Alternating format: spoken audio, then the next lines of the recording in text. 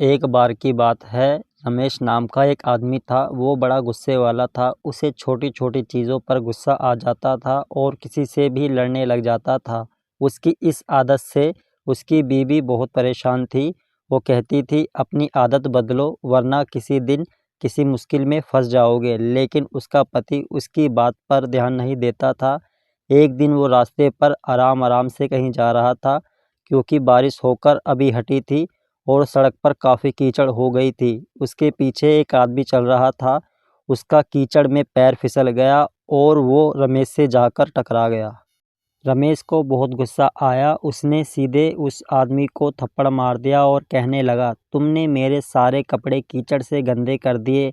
पर वो आदमी कह रहा था, भाई साहब मैंने जानबूझकर नहीं किया है, मेरा पैर फिसल गया था, इस वजह से मैं आपसे टकरा गया था।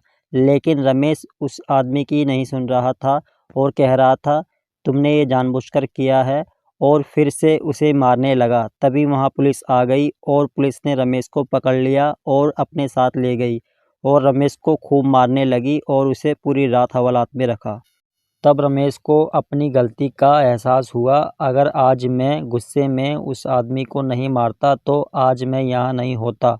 और उसे वो भी बात याद आ रही थी जो उसकी पत्नी हमेशा कहती थी, रमेश तुम अपने गुस्से पर काबू करना सीखो वरना किसी दिन तुम किसी मुसीबत में फंस जाओगे। और जैसे ही सुबह हुई उसकी बीवी वहाँ आई और रमेश को छुड़वा लिया। और जैसे ही रमेश अपनी बीवी के पास आया, उसकी बीवी ने कहा, मैं तुम्हें हमेशा समझाती थी तुम अपने गुस्से को काबू में करना सीखो, पर तुम मेरी बात पर ध्यान नहीं देते थे। तभी रमेश बोल पड़ा, मुझे माफ़ कर दो, मुझे मेरी गलती का एहसास हो गया है। अब मैं आज के बाद अपने गुस्से पर काबू रखा करूँगा और लोगों से प्यार से बात करा करूँगा।